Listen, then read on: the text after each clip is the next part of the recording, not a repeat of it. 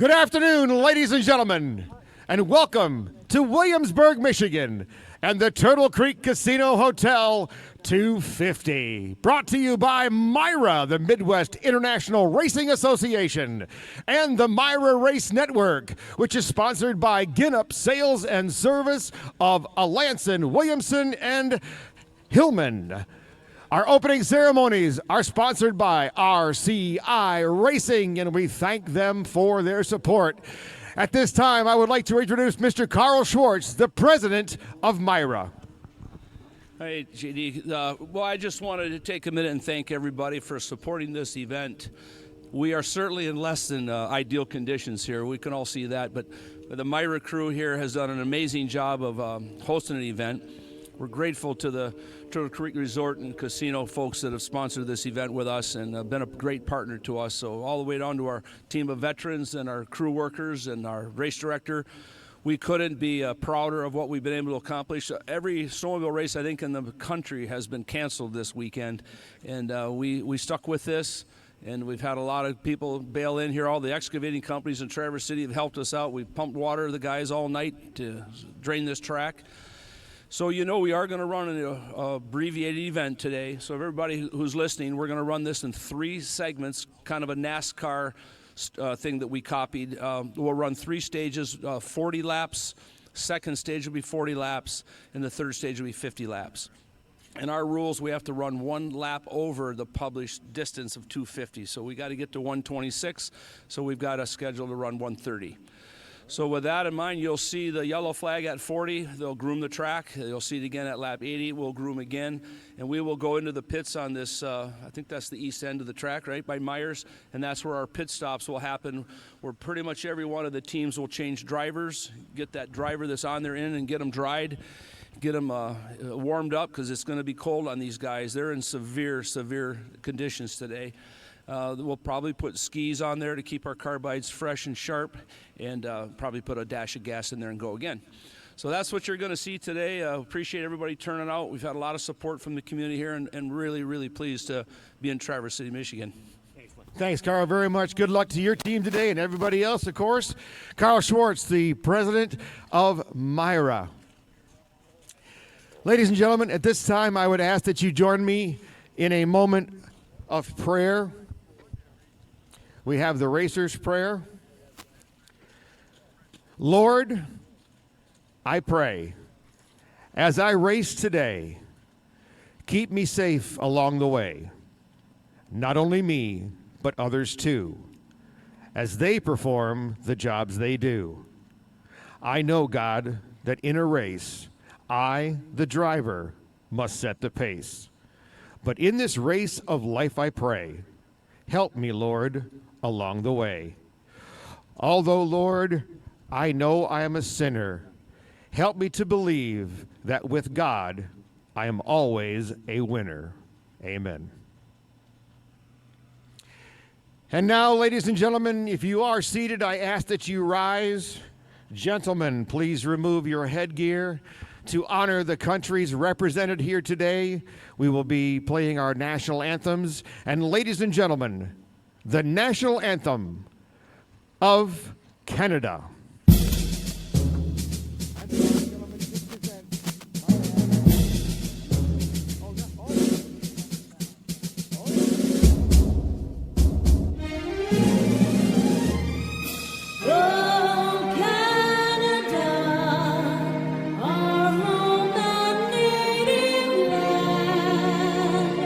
True patriot love in all thy sons come.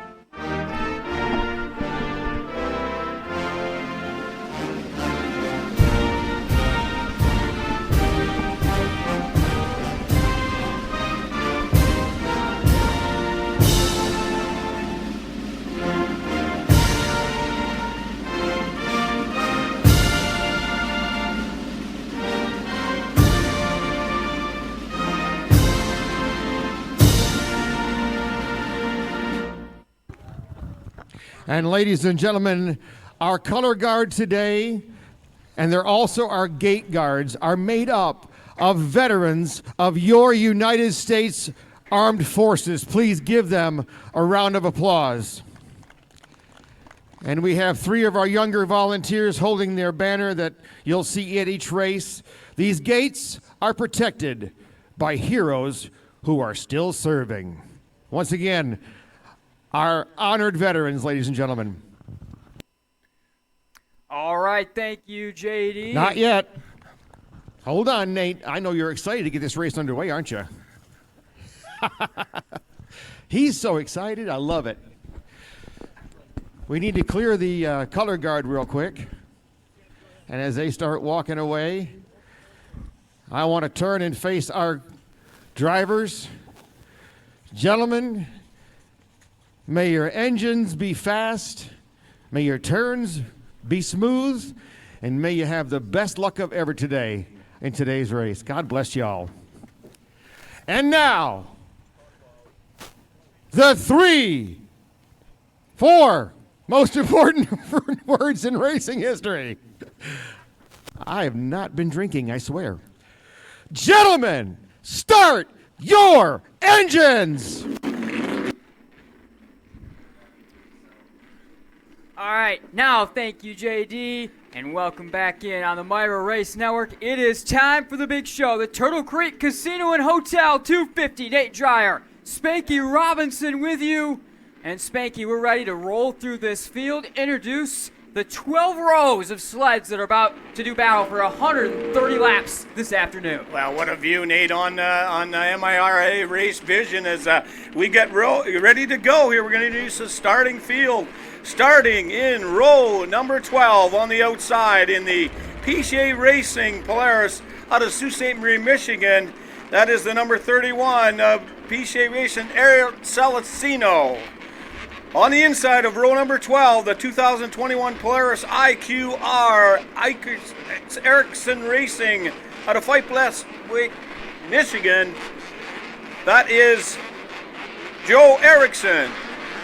Out of the 11th row, on the outside of the 11th row, the 79 machine for Ritchie Racing. Starting out, Ted Ritchie Jr., who will be paired up with Kyle Breckenridge this weekend for the Sault Ste. Marie, Ontario-based team. And on the inside of the 11th row, the Ironman Racing number 51 machine, Dakota and Tate K, along with Matt McGuire for that Sault Ste. Marie, Michigan-based number 51. Row number 10 inside on that Harris Racing 2022 Polaris out of Morley, Michigan. That is the Harris Racing Polaris, the number 43. Inside, row number 10. That is the number 17, the RNS Racing entry, the 2017 Arctic Cat 6000 out of Hubbardston, Michigan. On to the 9th row. On the inside of the 9th row, the number 92 for Bouveret Racing. Haven Bouveret starts into a pair with Bryce Pretzel for the Blanchard, Michigan base team, which are sponsored by Mickey's Sleds and Snowmobile Depot, Marty Repair, Tom Smolinski, and Rank Sneed. On the inside of the 9th row, the number 62 for RCI Racing, Kyle Richter pairs with Ryan Bosick for the RCI Richter Racing team. They're based out of Traverse City, Michigan on a 2020 Polaris. The row number 8 outside, the 2021 Polaris 600R out of Unionville, Michigan, team number 44, the WV Racing Polaris. Inside, row number 8 out of Fire Grove, Michigan on the 2023 Polaris IQR. R&R Racing, the sponsor, a number 20 machine.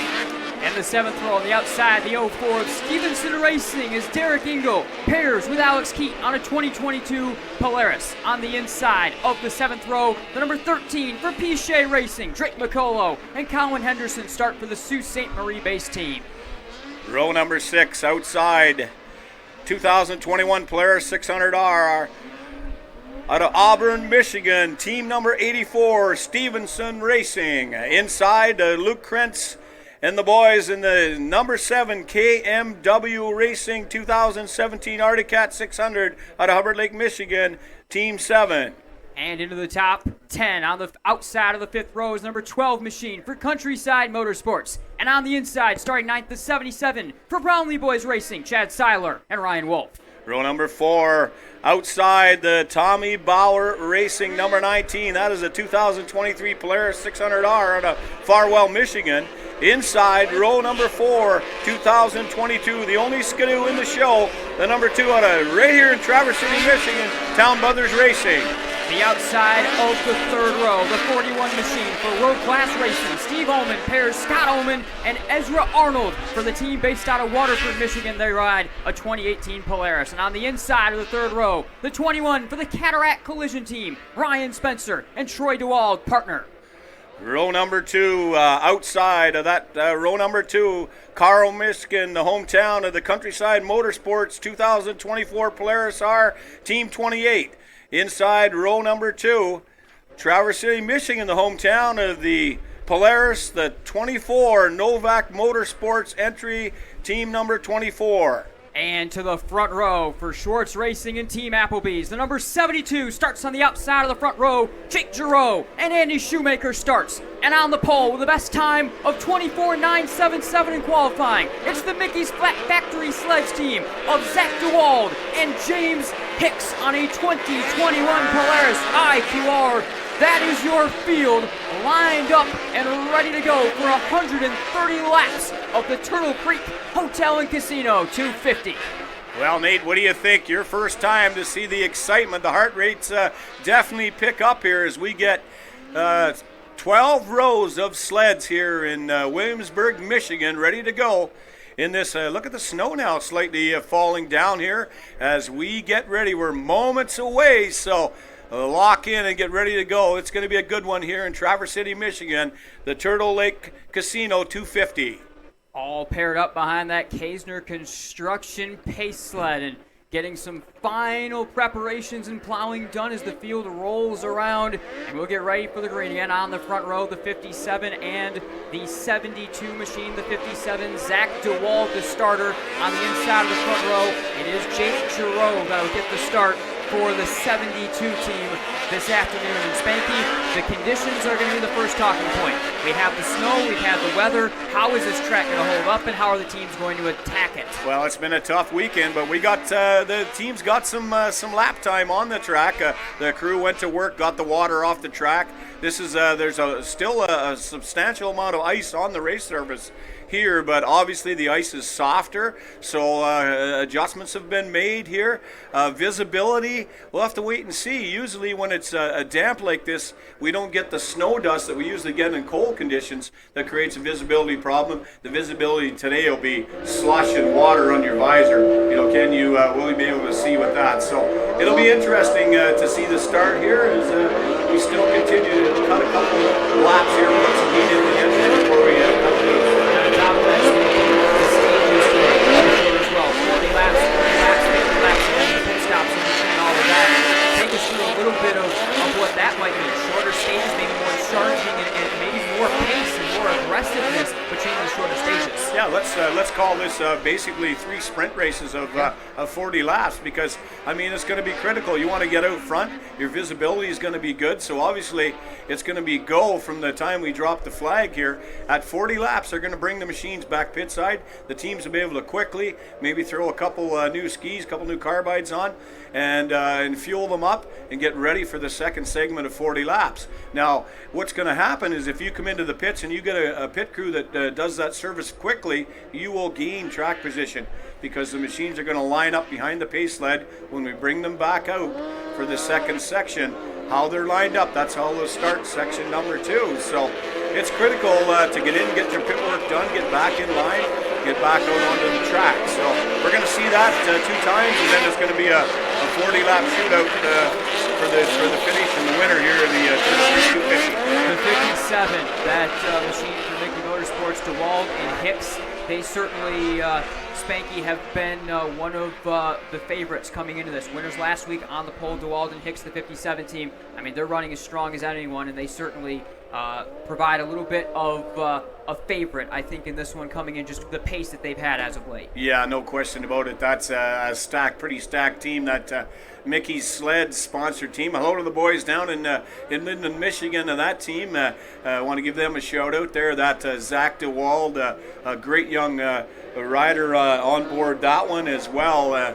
Going to be one last week in the Eagle River, big one. So 1 to go as they're waving to the crowd as we look on MIRA race vision here.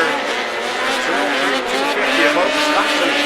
All right, everyone's flashing by, giving that final salute to the fans and getting ready to go. Debut feature here in Pro Enduro on the MIRA Race Network, presented by Ginup Sales and Service. Nate Dreyer, Spanky Robinson, ready to bring you all the action. What a weekend it's been. What incredible effort. We've mentioned it time and time again from MIRA, the Town Brothers, all the staff involved in helping get this track ready, helping try to keep this track ready, and we are just about ready for some action. The lead sled for the Mickey Motorsports team, James Hicks in the 57, will control things alongside Richie Jr.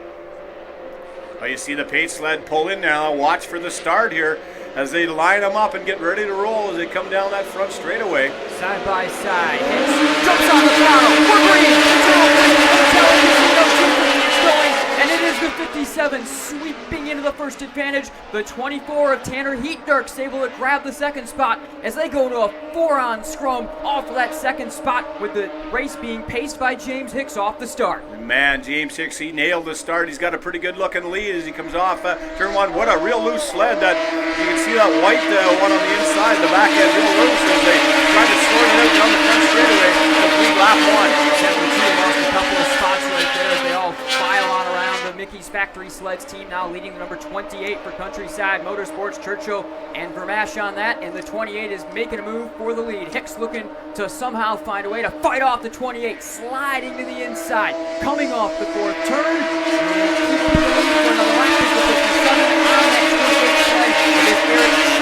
Starting for Countryside Motorsports, so Churchill working on Hicks. Eric Churchill working the bars, trying to find a way. That's Troy DeWald in third, and that number 21 on that Cataract Collision Arctic Cat. But out front is Zach DeWald, the son of Troy. Here comes Troy now on the outside as he'll challenge. They look to go 3 wide, Nate. We're racing hard early. Churchill gets up. DeWald able to save it off the bank. He is not happy as Troy DeWald drops a couple of positions. Everyone able to keep it straight, however. A big moment of action as the 72 and Shoemaker looks to file onto the bottom and gain another position here. You can see they're 3 wide there. Churchill just ran DeWald out to nowhere to go. Unbelievable job by Troy DeWald, the veteran rider, to save that sled. He went up into the bank and he able to save that sled. Boy, that was a close moment for that Cataract Collision, number 21. So settling in with 126 laps to go, leading the Mickey's Factory Sled team, followed by Countryside Motorsports and Team Applebee's. Your top 3 runners at the moment, a just over second lead for Zach DeWald in the 57. He's been pretty comfortable early after he's able to fight off that last charge. You look at the lap times, the 24, 346 last time out there for Zach. Boy, that's quicker than actually qualifying time. So there's a move now on the inside. This is Churchill looking to fight his way and stay his way in the same spot in second as he's got the assault coming from behind from the Schwartz Racing, the Team Applebee's 72 machine, and Churchill's got it for now. You can see that one, that was a lap sled on the outside that Churchill went by there. Now as they continue, there goes the Brownie boys, number 77, by off that turn 4 area, but your leader continues in the Mickey's Factory Sleds, number 57, that's his Zach DeWald. And DeWald pulling out by nearly 2 seconds right now, with 124 laps remaining. Like Spanky mentioned a moment ago, turning somewhere 5-6 tenths of a second quicker than what we even saw in qualifying, going back towards some of these qualifying times, but a blistering start on track conditions that are better than we saw in qualifying yesterday. Talk about running it on the edge. That you can see Churchill, that inside ski up about 3 feet in the air as he muscled that Polaris around that turn 1-2 area. Look at him work the bars now. There's Churchill. Good look at that. You can see that inside ski pick up in behind the 72. That's Jake Giroux, I believe, on that Applebee's sponsored Polaris. Carl Schwartz Racing 72. And Giroux, who started on the outside of the front row, falling now back to the third spot and trying to keep his balance and keep charging after Churchill. This is one of the best battles on the track. It is for second. And while they battle, they actually have been slowly closing on the Countryside. They've been closing on the Mickey's Factory Sled team, I should say, in front. And it's down to about a second and a half. Now they get 1.8 seconds from these 2 battlers to DeWald in front. Once they cut these 20 sleds loose, boy, you can really see the ice getting ripped up already. Some pretty good bumps starting the show here on this oval here in Williamsburg, Michigan. But unbelievable action here as they continue to run here the early laps of the Turtle Creek 250.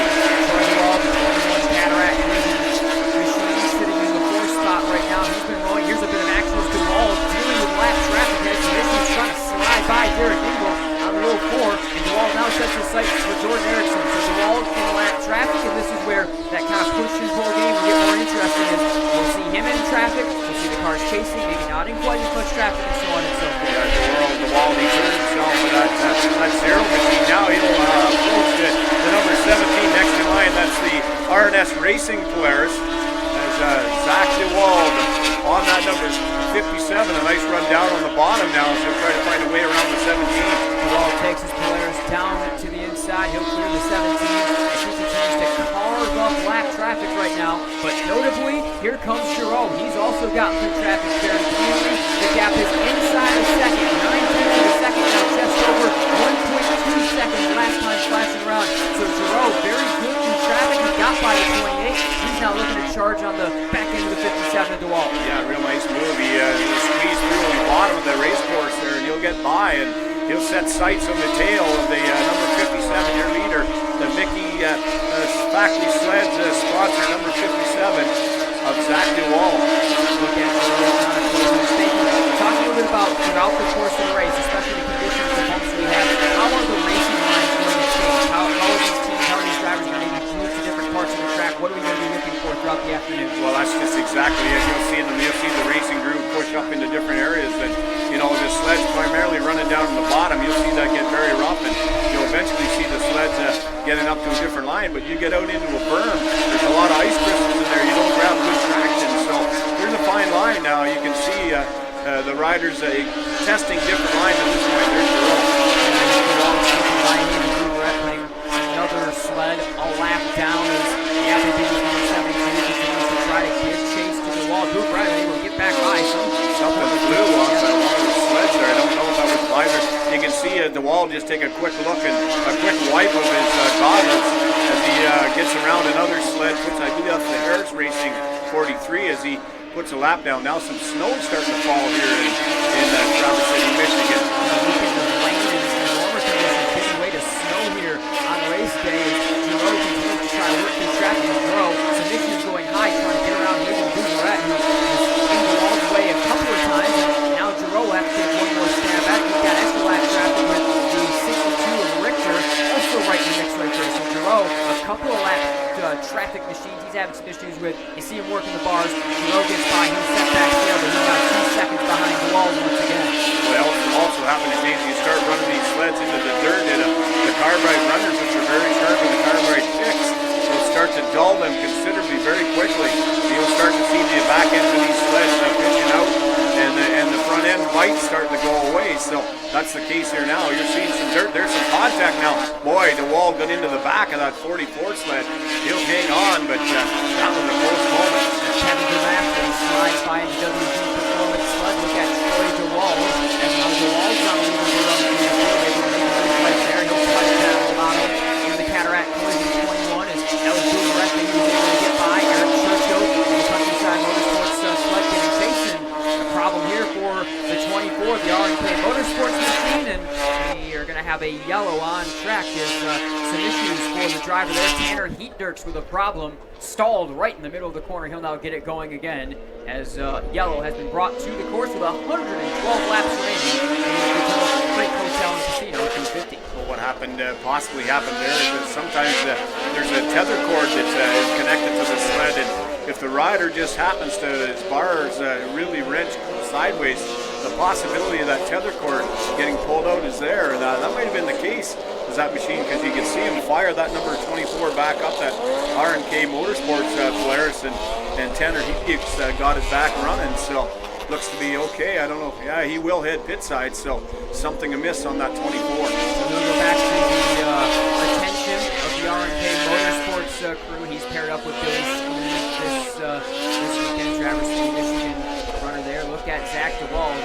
Spanky, he has been really free and clear since the start of this one, able to get the jump. And I feel like restarts are going to be really big as we now have a look in the pits at the 24 team thrashing away here. Great job. You can see they're working away there. You can see changes going on. Left front ski. You can see them putting on a new carbide and a ski on there. Somebody going to work on the right side. I don't know, maybe a clutching issue or whatever. Somebody doing some adjustments at the back end of the sled. So I don't know, possibly maybe derailed the track, but you can see clear the visor of heat dirts there as they get ready to go. The riders communicating, talking about the track. Let's quickly run down the top 10 here. Your leader in that Mickey's Factory sled, number 57. That is Zach DeWald. In second, Team Applebee's number 72. Third spot, the Cataract Collision of Troy DeWald, the 21. Fourth spot, the Countryside Motorsports, number 28, that Polaris. In fifth spot, Sault Ste. Marie, Michigan team, the number 13. That's the Piché Racing entry. In sixth spot, Tommy Bauer Racing, number 19, that Polaris. Seventh spot, Luke Cranston, the KMW Racing Arctic Cat. Ninth spot, the Town Brothers Racing out of right here in Traverse City, Michigan, that number 2. That's the only Skidoo in the field here today. And rounding out the top 10, Stevenson Racing entry. I believe that's a number 84 on the board. That is your top 10 here currently. And we've completed, how many laps there? I can't really see it on the monitor. Well, we are 20 laps in now, 110 to go. So exactly the 20 lap part, so halfway through this first stage. There's a good view of what 20 laps of these guys ripping and tearing at the ice does to a soft ice track here. So the conditions changing quickly, let's put it that way. Here, we thank everybody. If you're on the banks here, we thank you for joining in. 96.9 FM radio. Dial it up. Stay warm in your truck and watch the great racing taking place right here in Williamsburg, Michigan. Nate, what do you think, your first experience, what do you think of this? Quick start to this one for sure. An aggressive start. We watched DeWald be able to control the field early, some jockeying behind. I think the restarts are going to be so critical because the pace that DeWald has, I think you're going to want to jump him at the start, get him out of his groove, and be able to have that track position. I think is going to be very, very critical this afternoon. You talk about DeWald, let's talk about that 21, that Cataract Collision, the heartbeat moment that they had early in the race, some contact with the number 28, and Troy DeWald, the veteran rider, had that right up over the berm into the bank and on the other side, and he saved that somehow. I don't know how. Boy, that was just an amazing feat. So that was quite a heartbeat session for Troy DeWald early in the race here. But we continue on under caution here. We'll be back underway here very quickly, I would think. Yeah, it looks like we're starting to line things up behind the Kaisner Construction Pace sled. We'll work around one more time to the O'Reilly Auto Parts green flag when they do flash by the Advanced Installation start finish line in a moment, and do get that green. You mentioned the Piché Racing, the 13 team of Henderson and McCullough. They are definitely one of our biggest movers so far as they have found their way up into the top 5 in the 5th spot, coming from 13th. So up 8 spots in just the first 20 laps for a 13 sled that seems really hooked up and really on the move. Pace sled pulls off. It'll be in the control of the 57 of Zach DeWald, minding the bumps. Jump on the throttle, big jump coming from the second row as DeWald will have to slide to the outside. That's Troy DeWald going to the inside. Yeah, Troy DeWald absolutely nailed the start. He'll gain a position as a little bit of contact possibly down the back straightaway as he'll set chase on that Mickey sled. Here comes Troy DeWald now. Zach DeWald will lead the field down the charge down into turn 3. Zach DeWald continuing to control things, but Troy right behind. Zach Ditro in the 3rd spot. You see Churchill going to the outside, picking up one more spot. In the 4th position, the Countryside Motorsports 28.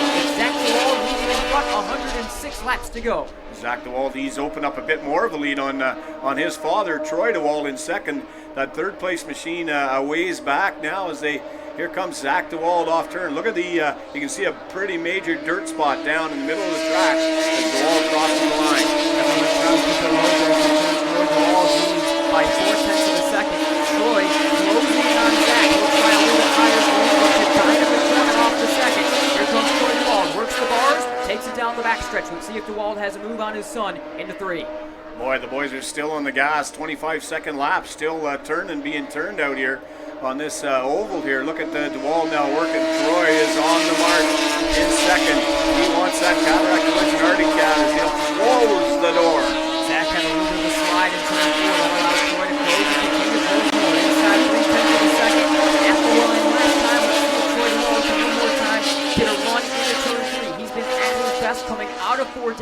backstretch like last time. They mine that bump right on the entrance of turn 3. You see both sleds get upset. Zach DeWald wrestles. Troy DeWald to the outside. He'll give it a nose. We'll drag race. Troy DeWald, he's got to ski up alongside now as he tries to find a way. One little slip is all it takes, Nate, and somebody will gain a lot of ground here, but Zach DeWald, pretty good corner in Turndale. He's got a pretty good lead down the back straightaway. It's a family affair at the front right here. As DeWald hits the bump, he goes off. Troy goes to the inside. He calls everybody off. Zach is back up onto his feet as that bump that we mentioned a lap ago causes major havoc for the race leader, Zach DeWald. Boy, that was a moment for sure as Zach DeWald leading the field. He went off. It was a great job by Troy DeWald to avoid any contact, and Zach DeWald able to get out of the way off the track. No one making contact. So, boy, that was a scary moment as your leader spills in turn 3.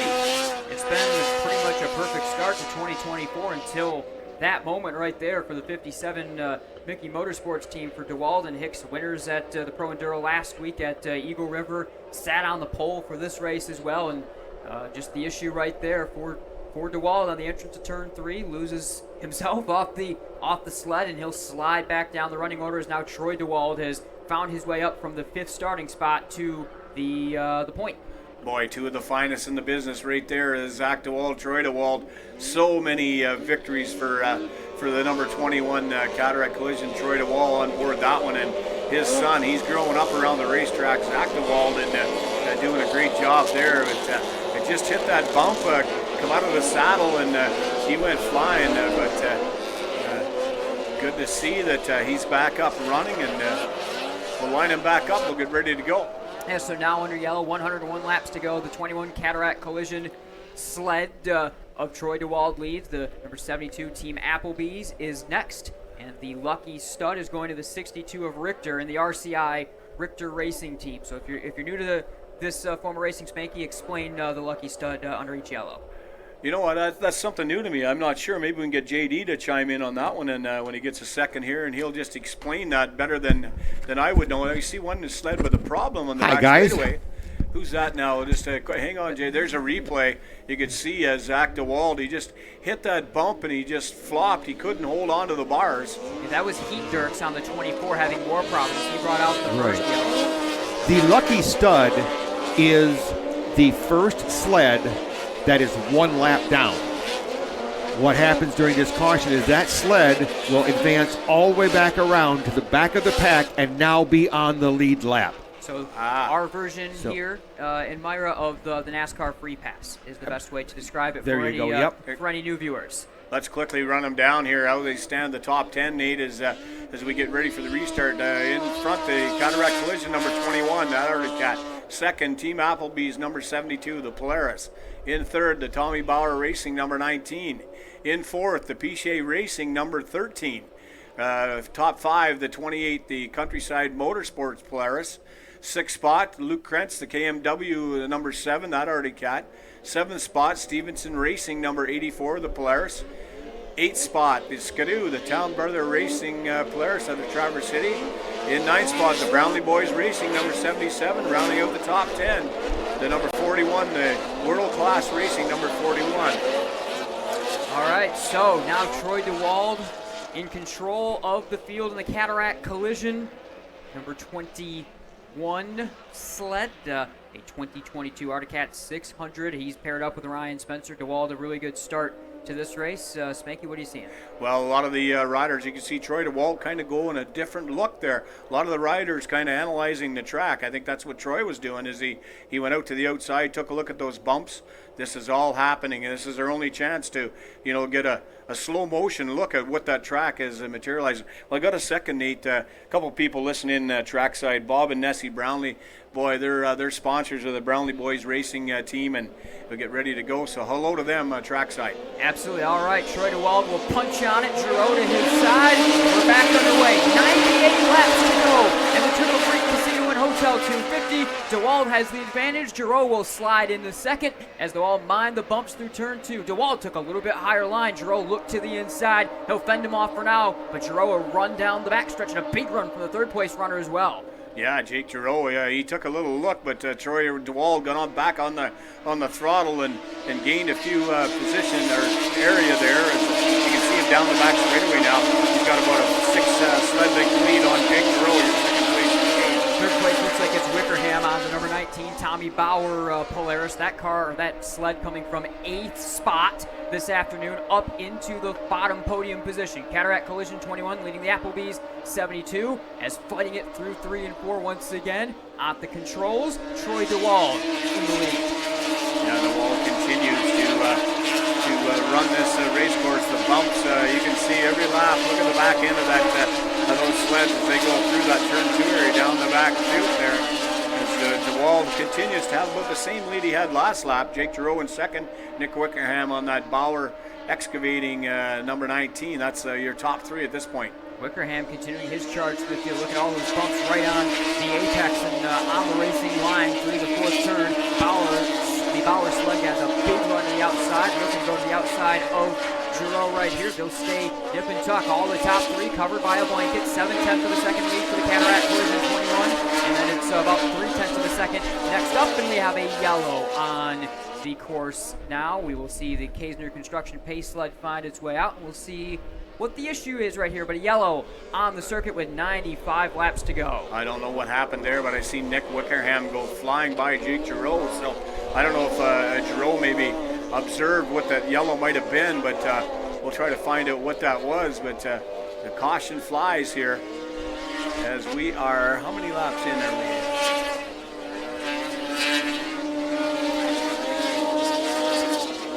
We are 26 laps in, so we are just 4 laps here from the break. Well, they'll get the field back lined up here, and it has been an absolute dogfight here. Troy DeWald holding off the hard charging field in behind here in that beautiful Cataract Collision Arctic Cat. That's the number 21 machine. Zach DeWald led for a lot of laps, but he come out of the saddle and lost some ground there. So DeWald is, sorry, Spanky, but DeWald is back into Zach DeWald. That is back into the top 10. The Mickey's Factory sled 57 up into the top 10 into 9th. So you have a look at Zach right there. Certainly he's making his march back through the field. Some of the sponsors on that Arctic Cat Racing, Woody's Traction, Fly Racing, Cataract Collision, the sponsors on that number 21. So we've just been notified the lucky stud, the number 17 sled, will get back on the lap. From the back of the field, he'll get back onto the lead lap. So that's good news. If you're on that team 17, they are back on Hayden Nitsky in the RNS Racing Arctic Cat. Yeah, he's paired up with Garner Cusack right now. That team running 16th and getting that lucky stud as we're going to work our way around here, just a couple of laps away from the break. Yeah, the pace sled stays out, so we'll go another lap here. Look at the sleds as they work through that mud there. You can see Giroux on the outside, that's 72. Troy DeWald on the inside, that second row. There's the number 19, Nick Wickerham, as well as Luke Krentz on board that number 7 Arctic Cat. Great shots here today on the MIRA Race Vision, this live stream. Get on that and view all the races this season. Get a subscription, and you're not going to miss a minute of the action. We're honored to be able to call the action here, Nate. Yeah, 92 to go. I'm curious here how long we're going to go in this alignment. It looks like we're going to get going again, but again, we're just a couple of laps away from getting to our first stage break. And we're going green, though, so it looks like we're going to have just a quick couple lap run to the first stage break before we'll get that yellow as we get to the 40 lap to go point. 92 right here. Watch for that pace sled to make that turn into the infield. There it goes as we look for a restart as they come down to the line. Again, Mark Juday will have a look over the field. Again, Troy DeWald, control of the field right here. They punch up. He punches it. A very good start for Troy DeWald. He'll jump in front by a couple of sled lengths as they battle 2 by 2 behind. Yeah, DeWald got an actual start. He just nailed it. But look on the outside, a challenge. Wickerham on the outside of Giroux. But that's Wickerham on the inside. He had passed Dick Giroux, so Good job for that Bauer excavating number 19 Polaris. Giroux loses another spot too. The Pichet Racing 13 up into the third spot, battling right now.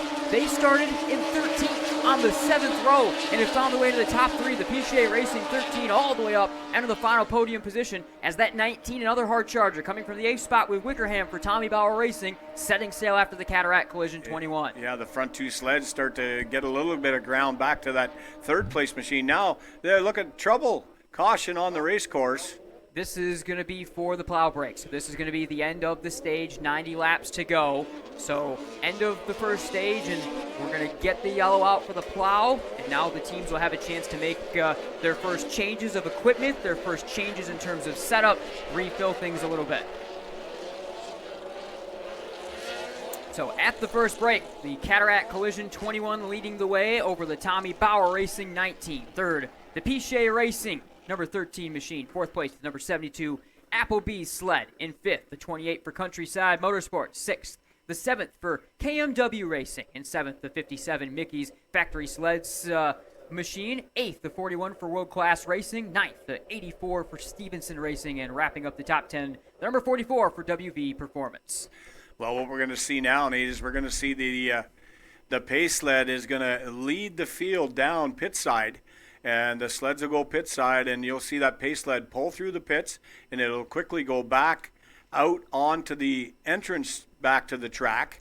And the sleds are allowed to do service on their sleds. So we'll see fuel and possibly some ski changes and whatnot. I was under the impression they wanted everybody to pit at this time. Well, yeah, that was the initial call, but some of the riders have come in behind that. So yeah, I see that. And I think there was some confusion because both the front 2 did not go. The Correct. second place runner on the 19 seemed confused with one of the officials. So pit stops underway. You have a look at the 77 for the Brownlee boys team. Yeah, look at the Brownlee team go to work. They're changing some skis. Nate putting 2 new carbide, 2 new skis on there.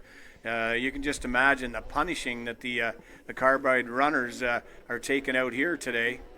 Seiler is looks to be like he's going to get on the sled and ride. You can see right there the driver change.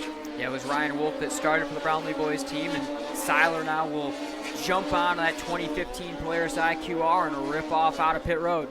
Now this is always difficult when the rider change because the new riders have not seen the track conditions, where the bumps are and that. So it's always a little bit hairy the first few laps until the riders get used to where, the lines they want to run here. But, I don't know what materialized there. They continue. That looks to be DeWald. He's staying out on the track, so he wants that track position. Yeah, both DeWald and Wickerham did not come down. You see the 79 for Ritchie Racing pulling off. Kyle Breckenridge likely now has jumped on there after Ted Ritchie Jr. opened up the race. Breckenridge, a rookie rider out of Sault Ste. Marie, Ontario. His dad and grandfather involved in racing up there in Sault Ste. Marie. Now we see that that's the number 28 machine into the pits. Yeah, this is the 2 leaders coming in. And this is where it's going to be interesting because now the rest of the field has made their stop. They're going around.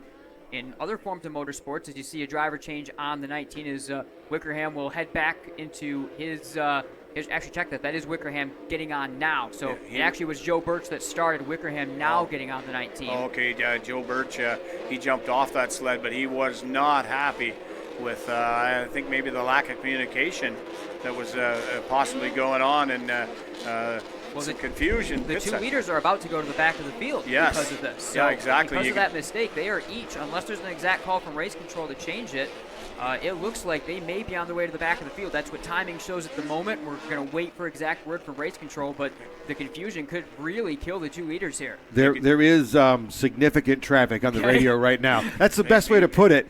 They're all discussing on how they want to make sure that everybody got well taken care of.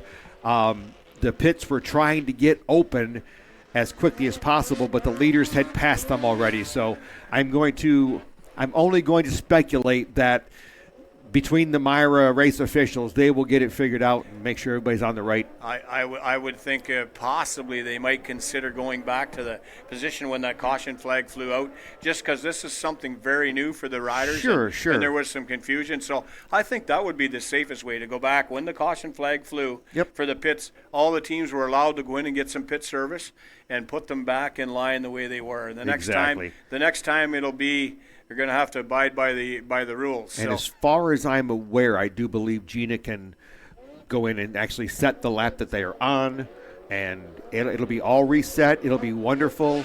I know the radio on the traffic was a bit spicy as well. I'm sure. So, you can see. Just know that the MIRA officials are working feverishly to make sure this comes out very well. You can see Joe Birch, Nate, as he got off that machine.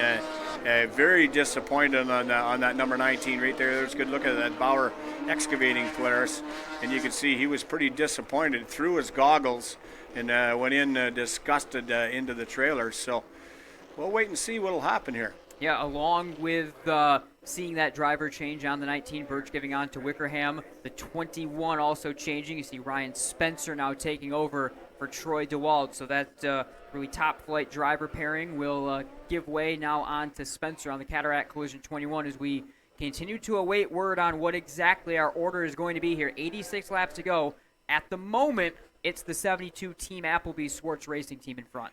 You know, we talked about it. The track conditions have changed since the driver changes have been made on a lot of these sleds, and this is a good opportunity for the new riders to get out and get a look at, the track conditions, because they haven't seen anything that looks like that. Now the machines all going by on that inside groove. They take a look at that real deep spot. You can see how deep that area is, and that's in that turn 4 area. But another thing, Nate, is just amazing the strength you have to hold on to one of these 600 race machines. It's pretty much, it's 4 corners, and I mean, it just pumps up your arms. And I mean, these riders and ladies are in shape. I mean, to be able to hold on to these snow machines out here around these ice ovals. So at the moment, the 21 and the 19 still around the tail end of the field at the moment. The 72 machine leading for Team Applebee's, and it appears that Shoemaker has jumped on for Giroux as well during their last stop as we continue to work, and we continue to get a really good visual of just how much snow and debris winds up out on the circuit just after 40 laps with conditions like today. If you're back home and you're watching on the MIR Race Network, we do our best to try to figure out who's on top of them machines. You gotta understand they're going by at 80 plus mile an hour, and it's sometimes tough to pick up if a rider change has been made. But we try to do our best, and we'll do our best to call who we think is on the machines at this time. Starting to align things, and again, one of the big stories is you see the 72 and the 13 flash by. Looks like Colin Henderson has jumped on the 13, but what a run for Pichet Racing. They started in the 7th row and 13th. Now the outside of the front row here, getting ready to go up against Shoemaker and that Team Applebee's Polaris. Boy, they have had a strong start and ran good. So we'll wait and see what's going to happen, if we're going to reshuffle, how they're going to line up here as they continue to roll around behind that pace sled here, the Kaisner Contracting pace sled here at the Turtle Creek 250. JD continuing to listen on. I saw you just had a little bit of a smirk, I think, as you're still listening to some of this traffic right here going back and forth. I am. You're right. They are discussing this right now. The first official communication I heard was that, yes, the 21 and 19 are going to the front of the field. Well, I think that would be... But I just need to know, I want them to give me a hint on how the lap counts are going to go. Yeah. It would seem that the 21 and 19 would have one extra lap because they crossed the advanced installation line.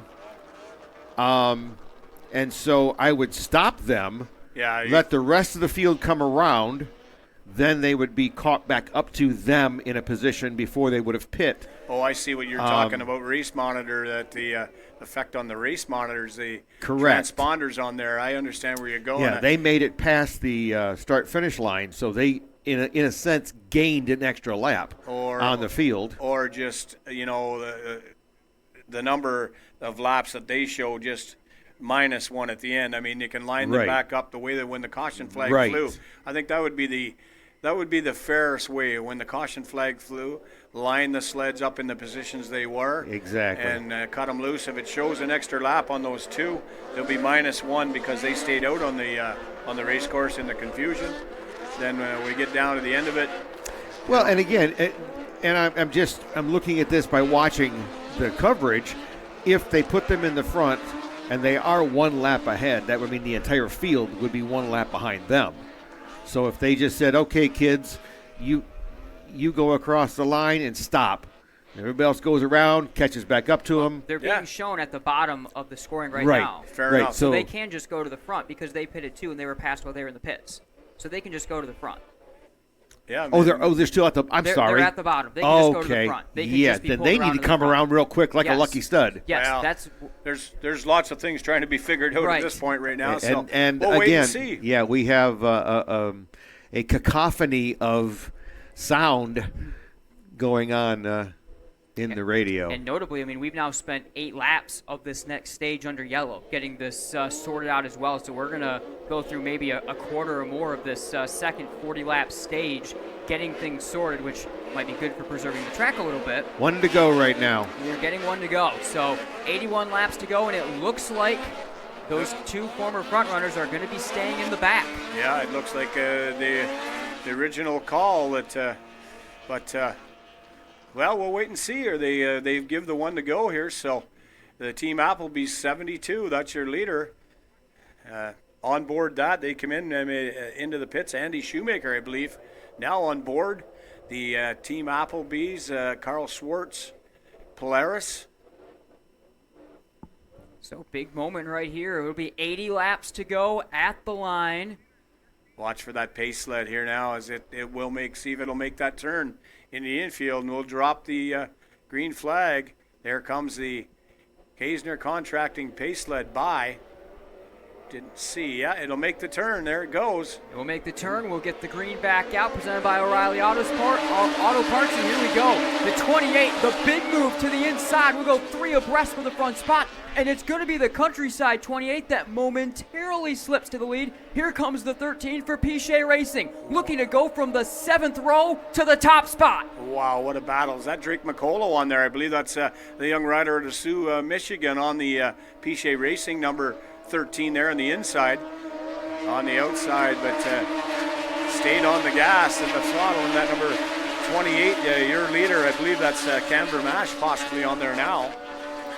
Yeah, I believe it is Vermash now on the 28 sled, the 13 of the Pichet Racing just in tow. That a 21 Polaris IQR for that team. We'll try to get a look at that. It looks to be the same rider that started the race for the 28, I believe, is on there. So we'll try to get a view and see if we can see our markings on the helmet, but as they flash by. So at Countryside Motorsports, number 28, your leader here at the Turtle Creek 250. Meanwhile, the 57 is back in the picture. 3rd spot for the 57 Mickey's Motorsports, 21 Polaris IQR. A big moment there for sure as you have a look at the 28 and the 57 flashes by in the top spot. Looks like no markings on that helmet, so that'll tell us who's on board that number 28. I believe that is Cam Vermash. It is. So Vermash leading right now in his 2024 Polaris R for Countryside Motorsports, but the big talking point after the tumble in the incident for Zach DeWald, the 57 all the way back up to the 2nd spot, just about a 1.5 seconds off the pace. There goes Zach DeWald there in the pictures. He'll make it down into turn 1, trying to get back to the front here. Evan Bouveret now get put another lap down as the leader goes by on the inside of that one. So it was Churchill that started. Now Cam Vermash going to work on the 28 sled. The 57 trying to chase down the 13, filing into the 3rd spot. 76 laps to go in Traverse City. Look at that battle. Beautiful camera work done as they can Vermash. There's Zach DeWald got his way right up there. Look at that. Number 57 is up on the back mud flap. That's a good name for it today. The mud flap of Cam Vermash. DeWald staying on there through the last caution break. He'll slide to the inside as Vermash gets out of order, and DeWald slides through back into the top spot, the Mickey sled, from the back of the field to the front with 74 to go. Zach DeWald, he took that line on the inside. There's still some ice there, and it was a little smoother, and you can see that machine, the number 28 bouncing around on the outside of the track. He lost ground. DeWald, now your leader. Cam Vermash, some issues again through 3 and 4 as he slides the back end, and the Pichet Racing Polaris now will start to close in, but all at the front, it's back to the 57 team as they've taken the lead back. James Hicks, we were told, on board the 57, so there we go. As he's doing Yellow. One machine over as one rider's at the 40. We'll have to wait and see. The number on that machine is it's the 0. It's the Ericsson Racing, so it's either Ericsson or who's on that one at the moment. That machine on his side, just on the inside of that turn 4 area. And that is Matthew Hughes Jr. on the Ericsson Racing 0 as they get that machine righted. 72 laps to go as Hughes tries to refire his Polaris. I think he's trying to straighten some bars. The bars got twisted when that sled went over that Polaris. As Hughes will maybe possibly have to take that back pit side. But good to see that all the sleds were able to get through. There was no contact with that machine. So we commend all the racers out there. We're under caution here. Spanky, how about the run from the Mickey Motorsports 57? To have the problem that DeWald did, flipping off to the back of the pack, now Hicks has them all the way at the front once again, and still 71 to go, not even half the race. Just an amazing drive by that rider, James Hicks. Zach DeWald, two of the best on there, and Hicks got on board, and he just absolutely rocketed that machine, made that pass around the 28, around Cam Vermash. Vermash was doing a great. You see now as he's trying to straighten out them bars as that 0 sled will get pulled back pit side. Matthew Hoos Jr., we believe, was the rider. You can see the review of that. Boy, that was good that he kind of stopped tumbling, did not go completely out onto the track as those sleds were bearing down on him there. Yeah, Auto Solutions sales replay. Man, that is... And what's scariest is the fact that he goes into that little rut as well that potentially could. And you know what? I'm gonna put a note here that that mud hole there might have been what saved that rider Hoos from sliding. If that was glare ice like it normally is, he may have slid right out into the traffic of them sleds coming through there. He kind of stuck the landing, let's say, into that mud hole. Not a good thing to do, but it prevented him from some severe danger there, being out in the middle of that track. Yeah, so that's certainly very, very fortunate for that rider. James Hicks continuing to lead. Cam Vermash in the second spot. The Pichet Racing 13. I believe it's Colin Henderson that now has jumped on the 13. They came from 13th spot, now onto the final podium position. Cataract Collision 21 next in 4th. In the 5th spot, the KMW Racing, number 7. 6th place, the 72 Team Applebee's. 7th place, the number 19 for Tommy Bauer Racing have found their way back into the top 10. The Town Brothers, number 2, sitting 8th. Harris Racing in 9th with the 43. And World Class Racing is in 10th with the 41. There's a good shot pit side. Chris Reams with the pit side views. They pull that number, the 0 sled, into the pits, and the crew will go to work and see if they can possibly straighten that out. Them bars pretty severely bent, Nate, as the crew looks over that. I don't think it might be the end of the day. Is not a lot of thrashing going on that sled, so my guess would say that it might be over for that Ericsson Racing 0 entry. Yeah, we've made a couple notes about teams charging through the field. Mentioned, of course, the Tommy Bauer team back in the top 10, but back in the top 5, the Cataract Collision 21.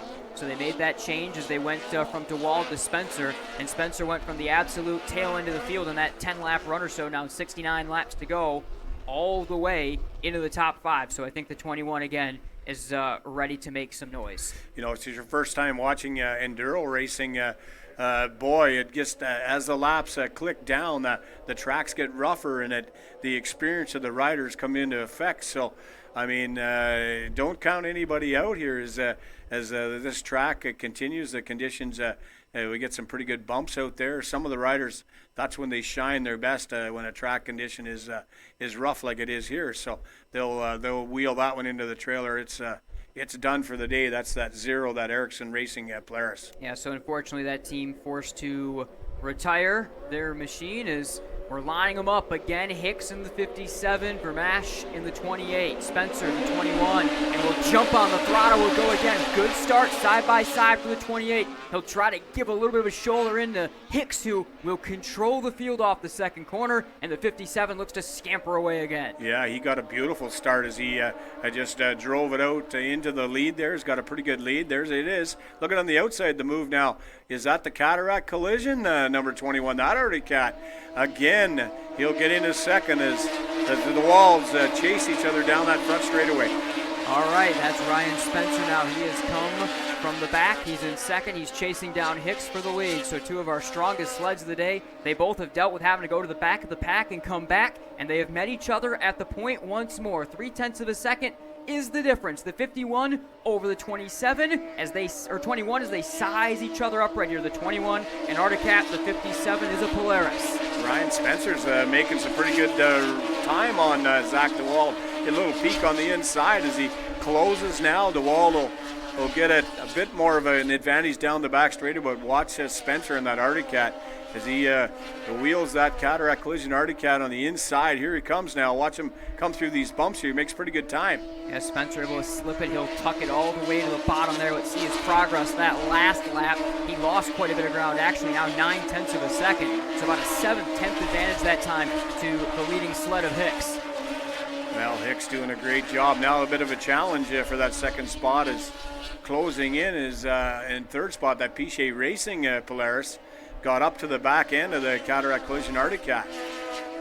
Here is the Pichet Racing 13, bouncing and running, trying to find a way to get past Spencer. It looks like it is Colin Henderson now on the controls of that machine. Going to work. Hicks has to slide by the Iron Man Racing machine, able to put one more lap down and set sail on ahead. 1.7 second lead as the battle for second is going to let that 57 slip away, and the battle is really hot and heavy now. Yeah, that battle's heating up there, right there. Henderson right up on the back end that time of the Cataract Collision. Articat Spencer down into that turn 1-2 area. Watch what'll happen here now as Henderson will push out. He'll lose some ground there. Sorry, Spanky, I do want to make a correction. That is McCullough on now. There is a dot on that helmet marking, so that is McCullough now. Great on job, that mate. sled, sliding back just slightly. So McCullough will lose a little bit of ground right there to the Cataract Collision 21, and now starts to fall a little bit into the potential controls of the 19 and the next runners. You know, Drake McCullough, a young rider in Sault Ste. Marie, Michigan, doing a real good job. He's been racing for a few years, but really doing a good job riding on that number 13 machine, trying to track down that Cataract Collision Articat, Ryan Spencer. 62 laps remaining here in the Turtle Creek Casino and Hotel. 250 Williamsburg, Michigan on the MIRA Race Network, presented by Ginup Sales and Service. Oh, look at that one right there, hanging out off the edge on the 7 for KMW Racing. You can see, you talked earlier about the sleds and moving around, trying to find a smoother line. You can see the leaders went on to the outside of the track that time. Hicks led the group, the Cataract Collision machine as Spencer followed as well, did McCullough in that number 13. Changing the top three as the Tommy Bauer Racing 19 has gotten by McCullough in the 13, so put the Bauer Racing 19 back into the final podium position as again everyone is chasing James Hicks and his 2021 Polaris for Mickey Motorsports. That's Nick Wickerham on the behind the controls on that Bauer Racing number 19, we believe, is get a good look. Here comes your leader, Zach DeWald. Look at how he's running out on the outside of the track now. Nate, he'll dart it down through in the bottom. There's your second place machine, that Cataract Collision number 21 of Ryan Spencer. Yeah, Spencer's starting to fall into the potential clutches of the 19 right here. A bit of a slip, and the 19 is coming down the backstretch. Yeah, Wickerham doing a good job closing considerable As you watch now, you'll see them come down through this turn 4. There it is. There's the 19.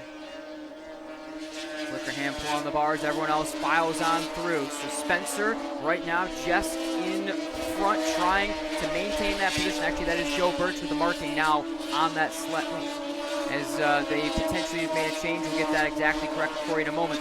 The painting designs on that 19 helmet look exactly like the marking that the broadcast puts on the helmets for driver identification. But regardless, the Bauer Racing machine's coming. Just so you know what we're trying to go through here, when you look on your, if you're on MIRA Race Network, when you look at the same view that you're getting, we see those sleds go by trying to pick up. There's a yellow dot that we mark the second and third riders. So some of the graphics on the helmets interfere, and sometimes a little bit tough to pick up exactly who may be in control here as they go pit side and change riders. One thing we do know in terms of who's in control, it's James Hicks right now as he's stretching that lead by the lap out front for the 57. The advantage now 8.5 seconds over the Cataract Collision 21. So as Spencer minds the charging rider behind him, the 57 starting to fly away. So the veteran rider Spencer, though, maybe just figuring that let him go. We're gonna run this segment here. We're gonna go in pits and do some quick pit work, and then it's gonna be a shootout to the end here. So, but Spencer, he's got company on the inside. Look at that move there now as Nick Wickerham will kind of launch that Bauer excavating number 19 Polaris. 55 laps to go.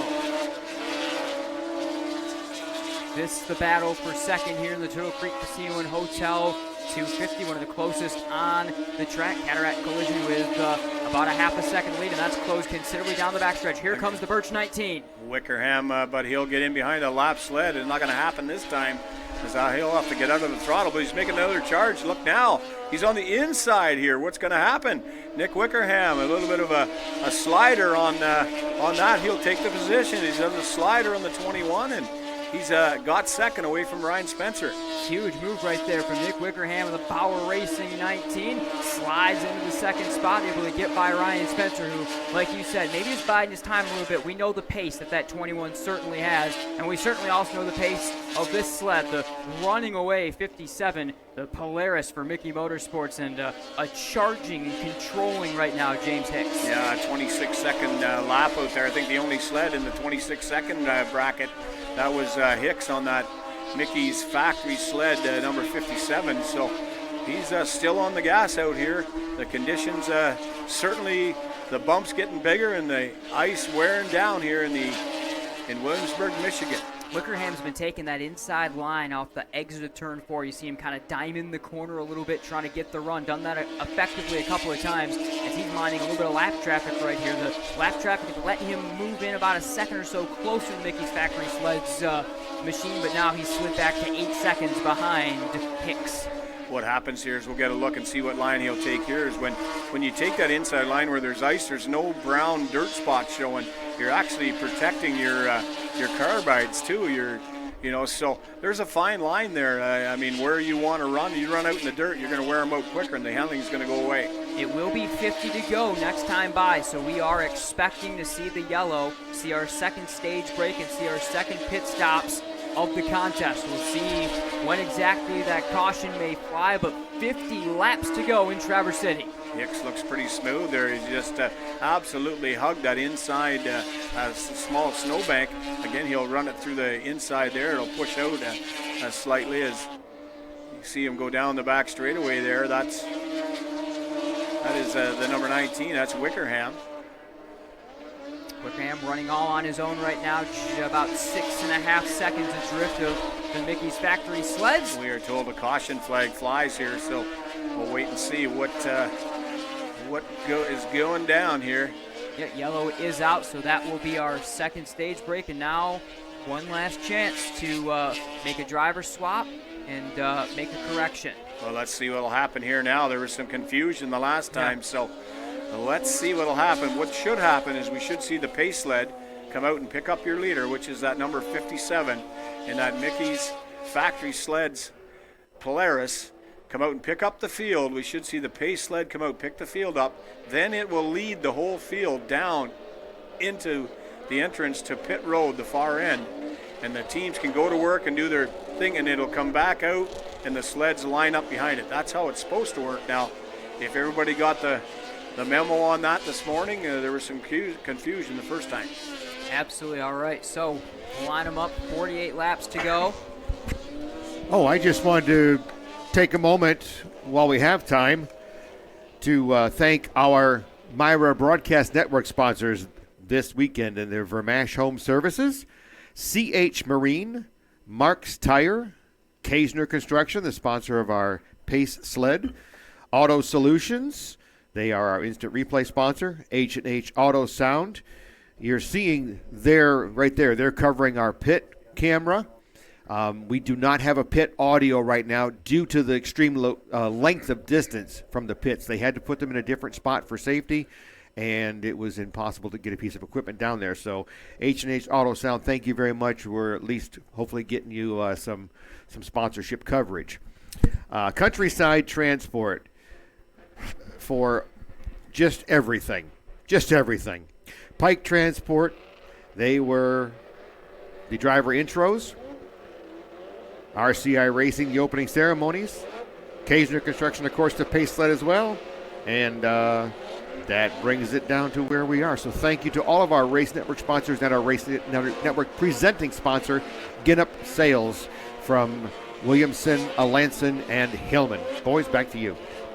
Well, you can clearly see now, I think the boys got the memento, a learning curve, that first pit session, but you can see all the sleds now are lined up behind the Pace Sled. Now you will see that Pace Sled.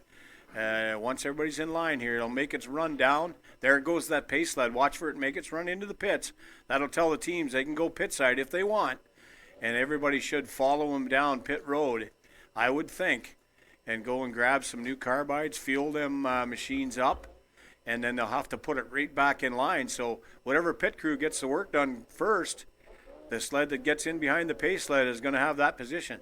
There goes that Pace Sled there now, making its way down into pit road, and the machines all follow. So pit action here at its finest here at the Turtle Creek 250. James Hicks leads us in. He will give way to Zach DeWald for the final run. So DeWald will have the run to the finish in the leading Mickey's Motorsports sled. You see everyone else filing their way down pit road, getting their final chance to make some adjustments, make a driver swap, and get ready for the final dash to the finish. 47 laps to go right now. As you see some of the chaos, here comes DeWald, your leader, down pit road as he retakes his top spot. Yeah, DeWald, the team got the work done quickly. See now, there's DeWald now. He's going to pull up quickly behind the sled. Right behind is that Bauer number 19 machine. That's Joe Birch on board that one. So the teams are back on the track now. So the two leaders able to take their spot back. We expect that we'll probably see Troy DeWald get back on the 21, the Cataract Collision. Now, Arctic Cat. Does it look like a couple sleds did not come pit side? It absolutely does. The 24 and the 62. Either they didn't come pit side, or they stayed out onto the race course. But those two sleds wanted track position. I believe they were quite a ways down in the standings, so they grabbed that track position and they've stayed onto the race course here. Yeah, the 24th, the R&K Motorsports sled that was having some issues in the first stint of the race with Tanner Heat-Dirks, and then the 62 of Richter and Bosick for RCI Richter Racing also both stayed out there. We'll keep our eye on timing to see how things cycle around right here, because they potentially may have been multiple laps down as well based on some of the issues they had earlier on in the race. So we'll have to see how everything's going to shake out at the end of this pit sequence. That may be Billy Ski on that 24, that R&K Motorsports Polaris. We'll see if we can get a look at that when he comes by. And there goes that 24 pit side right now. So I think that was Billy Ski on there. That trailer kind of takes our vision away of their pit spot. But I would think that might have been Billy Ski on board, and he might transfer it over, and will we see Heat Dirks get back on top?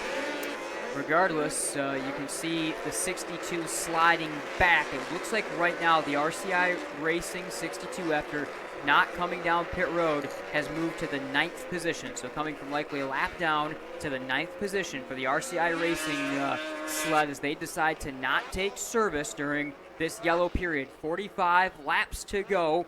Everyone has been chasing the Mickey Motorsports sled DeWald and Hicks all race long. It is Zach DeWald getting on to that Polaris for the final sprint to the finish. We'll just quickly run down the top 10 for you here as they stand under caution here at the Turtle Creek 250. First spot shown on the board, Mickey's Factory Sled number 57. In second, the Tommy Bauer Racing Polaris, the number 19. In third, that Cataract Collision Arctic Cat, the 21. In fourth, the Town Brothers Skidoo now up to fourth spot. So good pit work by that team. That sled in fourth. In fifth, Luke Krentz, the KMW Racing Arctic Cat. Sixth spot, the Pichet Racing Polaris out of Sioux, Michigan. Seventh spot, Carl Schwartz's team Applebee's number 72. Eighth spot, the Countryside Motorsports number 28. Ninth spot, RCI Racing number 62. And rounding out the top 10, the WV Racing Polaris, the number 44. That is your top 10 currently with, how many laps we got, Nate? 44 laps remaining. 44 laps remaining. So they will cycle around once again behind the Kaisner Construction pace sled. We have 43 to go. Next time they tick by the advanced installation start-finish line, and everyone continues to have their eye on the duo DeWald and Hicks, who have had, Spanky, a perfect start to 2024. Winners at Eagle River, pole for this race, back up front in this one again as they're looking to stay perfect in 2024. They've been the dominant force for sure so far. Well, if you think the racing's been awesome and wild so far, buckle up, because we're going to see a shootout here for the win here at the Turtle Creek 250.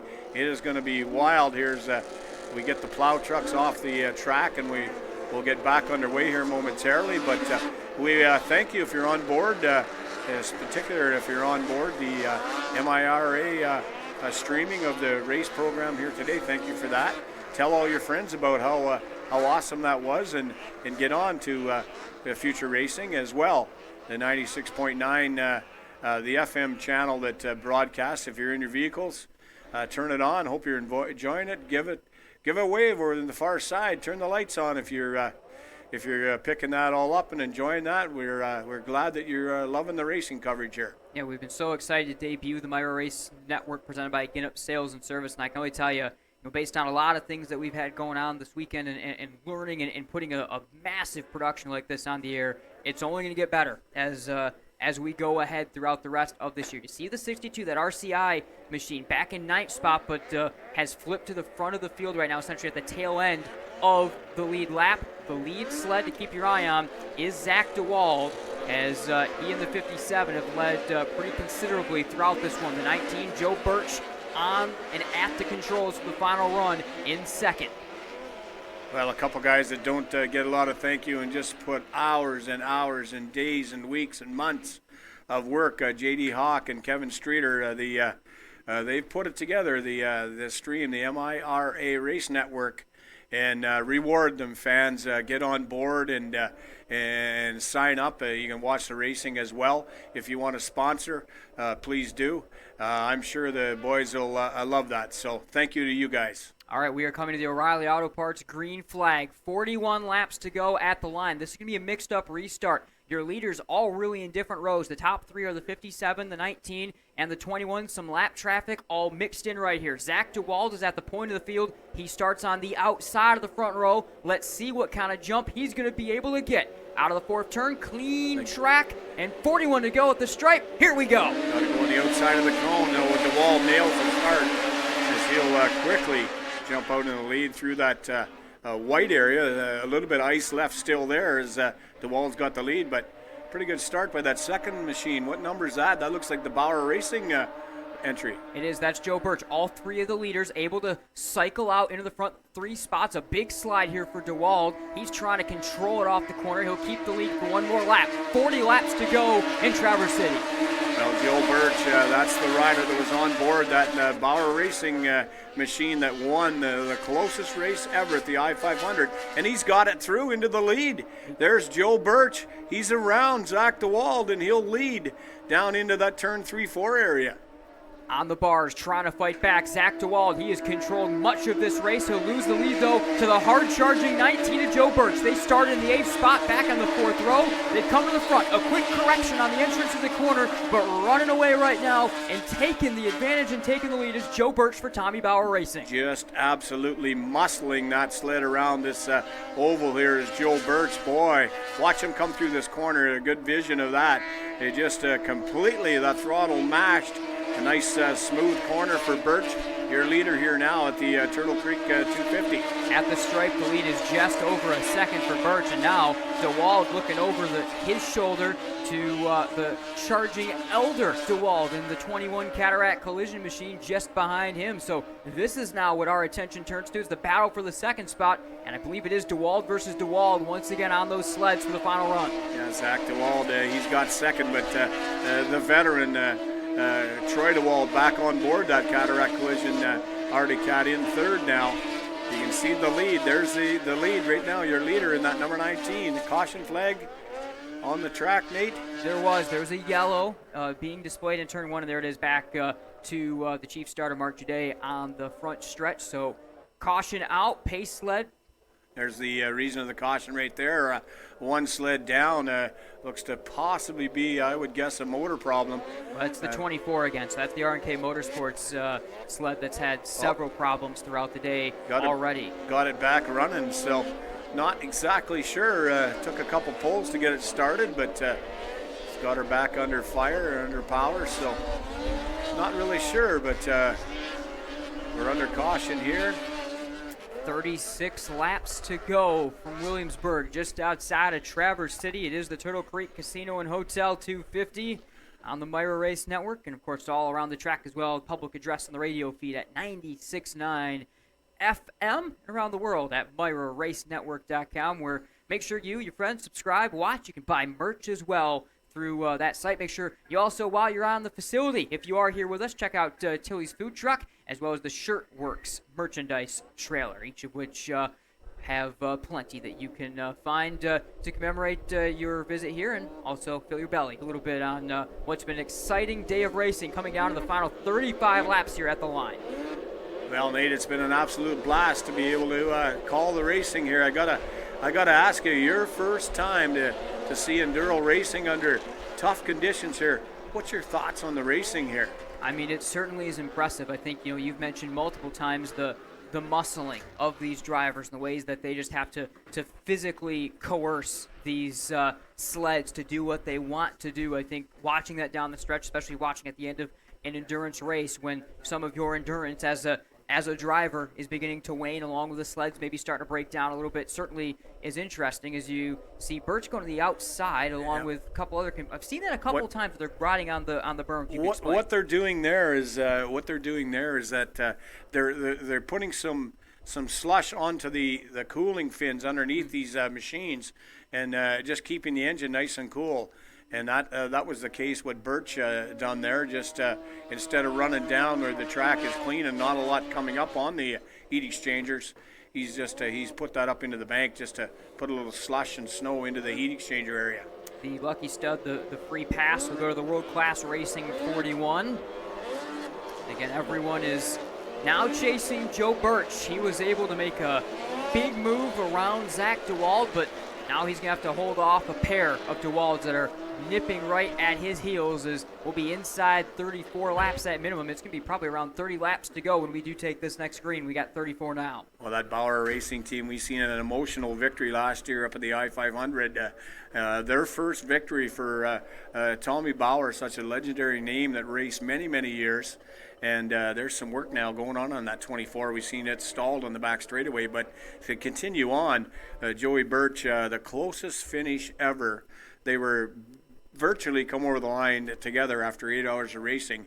And Joey Birch had won it for Team Bauer Racing there. So that was just a fantastic victory. But today, another story. He is on the gas and out in the lead here at the Turtle Creek 250. It looks like it is Tanner Heatdirks back on the R&K Motorsports 24, getting work back around his pit area. 33 laps to go at the stripe. 33 to go.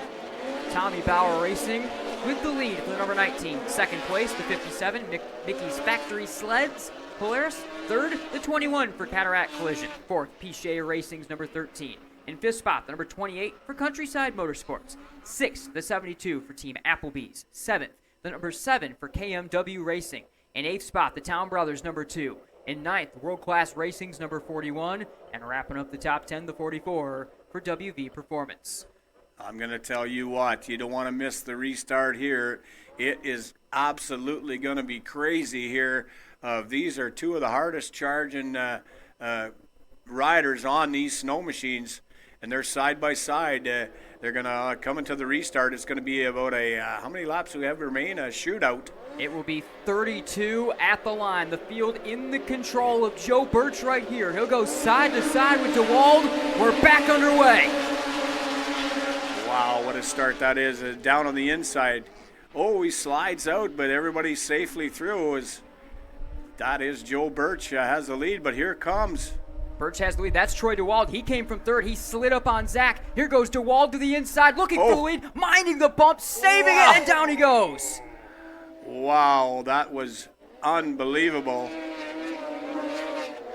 And the 51 just able to get on the binders right there to avoid hitting the stricken driver. Man, if you had the chance to watch this on Race Vision, you have to see that. As DeWald, he had it sideways, kind of gathered it back up. He come right out of the saddle. He went out, and finally he could not hold it. That machine went over on the side. He was right out in the traffic, heavy traffic coming through, and he dodged. One machine, I think, caught his skidoo boot there. That was unbelievable. Good to see that nobody, Troy DeWald did not get hurt on that play. He's trying it out right now, feeling it out, and it looks like obviously some damage to that windscreen in front of him. Besides that, I think he's mostly good to go. We're going to get a replay of that, I would hope, from the MIRA Race Network. That was just an unbelievable situation here. Yeah, we'll have a look in a second. Did not complete a lap, so no lucky stud free pass for that last run. Troy DeWalt, he come up and he had made that pass on the restart. He rocketed right up into second, and boy, Joe Birch, that was amazing. As DeWalt looking at that sled, appears to be okay. Certainly does, but going to have inside 30 laps to go to charge in the backfield. Here's They've a done replay. Already, and yeah, here is our Auto Solutions sales replay. DeWalt maybe got a nose out in front, but Birch come back, and you can see that thing just dip and dive. And off he come out of the saddle. Wow. Watch now. You can see that right there in one machine. It just caught his skidoo boot as he went by.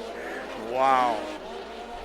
And there was, a big-time effort. I think it was 62 and one other sliding there after trying to lock up the binders and not get in to Troy while they were doing so, trying to enter the corner. A dangerous moment there for sure, but glad that not only is DeWald up, but it looks like the Cataract Collision sled is ready to stay in the running right now. They do slide back to the 9th position, but with so many sleds a lap down, it's not like coming back from 20th like he had to earlier.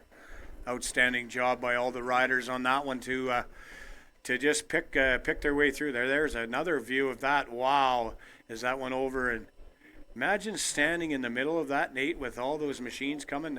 One machine made a little contact there, didn't quite get the number, might have been the 86, but that was unbelievable as they line them back up and get ready to go. 28 to go at the line. Birch and Zach DeWald head-to-head for the lead. Birch has the inside. Birch has the lead. The 72 coming sliding up from a couple rows deep as well. We'll sort it out. Birch in front of Zach DeWald. A big run for the 28 as Zach DeWald gets up and out of the running groove into the gray a little bit. The 28 sliding in for Countryside Motorsports. Yeah, that was DeWald just slid up to the top of the track, opened the door in the bottom, and that 28 machine now up into that second spot. I believe that is that Eric Churchill on board there? It is. It's Churchill back on board. He's chasing down Birch right here as part of this final run, but Zach DeWald's right there as well. A 3-horse race out front, 27 to go, a slide, a move to the inside. Churchill's taking the lead back, and here comes DeWald around the outside for second. Yeah, that the lead machines again slid out to the edge of the track, and that opened the door again on the bottom. Churchill now grabs the lead. as he's in hot pursuit is that second machine of Joe Birch. Joe Birch certainly not done with it yet. It'll be 25 to go next time around when they hit the advanced installation start-finish line. Churchill slides up a little bit. Here comes a big run for Joe Birch. Will he maybe give it a shot right here? Working on the bars, makes a correction on the entry to the corner, slides it out on the 19. Churchill will keep the lead, 25 laps to go. Churchill over Birch for the top spot. DeWald filing in third, but he's got a battle on his hands with Jake Giroux in the 72. Look at Churchill muscle those bars back and forth, sashaying all over, trying to keep that machine nice and flat down the back straightaway here at the Turtle Creek 250. Lead was 0.6 of a second last time by, and you can see the pack here. The top four all wrestling. The 72 has moved up into the third spot for Team Applebee's. Meanwhile, back pit side, the 21 has been retired for the race, it appears. They're working on it back pit side on the 21, so it looks like their day has actually concluded after that last incident. Off the bounce, making a charge, Joe Birch. Yeah, you can see pit side, they got the side panels off that Cataract Collision Arctic Cat, so something amiss in the clutch area of that machine. So tough luck for Troy DeWalt on that one. And we continue on here now as Joe Birch continues to lead the hungry, or I should say as Joe Birch tries to find his way to catch your leader in that number 28 machine. That is Eric Churchill. Churchill and Birch will each load up. We have a yellow on the track. It looks like there's potentially something off of turn 2. We'll wait to see it, but we'll rack them up again. 23 laps to go as a big move coming from a couple rows deep. Eric Churchill with the run of the day, able to take the lead for the time being and certainly position his sled in a good spot. Back pit side, you can see them working away, thrashing away, changing that secondary clutch on that Cataract Collision Arctic Cat. What they're doing there is just spreading these so they can get the belt on. You put a tool in there that spreads the sheaves apart and allows you to get the belt on. They'll quickly fasten that on, throw that side panel on, and that's Rick Cataret going to work and on that Arctic Cat. And Troy DeWald helping out as well on some of the work as they're looking to get it refired and get the Arctic Cat back in the running, and they will do just that. Well, that was a little bit of time, but that race was under caution, so something that may help them a little bit was that the race was under caution. So let's run them down quickly. Your top 10, the Countryside Motorsport, number 28, that Polaris in the lead. Tommy Bauer Racing, number 19, in second. The Applebee's, number 72, in third. The fourth place machine is the Mickey's Factory Sled, number 57. Fifth spot, Pichet Racing, 13. Sixth spot, the KMW Racing, number 7. Seventh spot, the number 41, World Cross Racing, Polaris. Eighth spot, the Town Brothers Racing Skidoo. Ninth spot, the Brownlee Boys, number 77. And in 10th spot, the WV Performance, number 44. That's your top 10 here with about, I'd say, about a 28 or so lap shootout. What are we going to have, Nat? Less than that. It's going to be 20 at the line. So we're going to go less than 20 laps on the shootout. But I tell you what, the way that these last couple runs and some of the aggressiveness have come in, we know the old saying of cautions breeding more cautions. I think we might see a little bit of that because these guys have been really at each other, especially at the front of the pack. And we saw that with the incident with the 21. By the way, the lucky sled free pass goes to the Brownlee Boys 77. But, you know, this battle at the front, the Countryside, the Bauer, the Applebee's, and the Mickey's Factory Sleds, top four, really, it feels like any of those four are right in the mix and have all had points where they've been pacing the field. Well, I'm going to have to help you out about 10 more laps, and then I'm going to have to make my way down trackside. This is going to get over and done pretty quick, I would think, and we'll get an interview with your winner here, the Turtle Creek 250. But I'll tell you what, you do not want to leave your television if you're streaming, your computer, if you're streaming it. This is going to be an incredible restart and an incredible finish here to this Turtle Creek 250. It will be 19 laps to go. Eric Churchill on that last short run with one of the best runs that we've seen in this race as he was able to come from a couple of rows deep, make a couple of big moves, take the top spot. Joe Birch has been fighting with him for the first position in the Tommy Bauer Racing sled. They each will file into the front row. Second row going to the Schwartz Racing Team, Applebee's Polaris, and the Polaris of Mickey Motorsports, and Zach DeWald. sorting things out, settling things out right here. 19 laps to go as they cross the advanced installation start-finish line. Still under an O'Reilly Auto Parts yellow, but waiting to get things ready, as I think we are potentially coming within a lap or two of getting things back underway. It'll be 18 to go at the stripe. Well, it's going to be quite the finish, no question. Stand by. It is going to be incredible here as that pace sled makes its way. Watch for it to make the turn to the infield. All right, let's see. Everybody sorted, everybody ready. The field will go into the control of Eric Churchill and his 2024 Polaris R for Countryside Motorsports. The marker is out. It looks like we are going to roll around potentially once more here before we get this green flag. Nope, pace sled will pull off. We are going to go. Pace sled pulls off. Green flag underway. Field in the control of Eric Churchill. It's a pack. Look at Zach DeWald from the second row sliding in there. Churchill goes high. Giroux sticking it all the way to the inside. Who's going to sort it out? It will be Churchill with the lead, but Giroux's right there. Two machines in the scramble for the lead right there. Is Churchill able to hold off, but he's got company. Is that Jake Giroux in that number 72? He wants the lead as they come off 4. Yeah, that Applebee's racing machine has certainly been charging down the stretch in this race, and Jake Giroux is the one giving chase right now to Churchill. I think I just seen the hand up on that 57. Is there a problem? We'll have to wait and see, but you could see Zach DeWald. He got passed on that front straightaway, and I thought I seen a motion that something maybe a miss on that 57. We'll have to wait and see. It very possibly is, because he had a big start, now has dropped back away from this top 3 as he's a couple of sled lengths back of the Bauer Racing 19. 16 laps to go. Eric Churchill leading Jake Giroux, leading Joe Birch.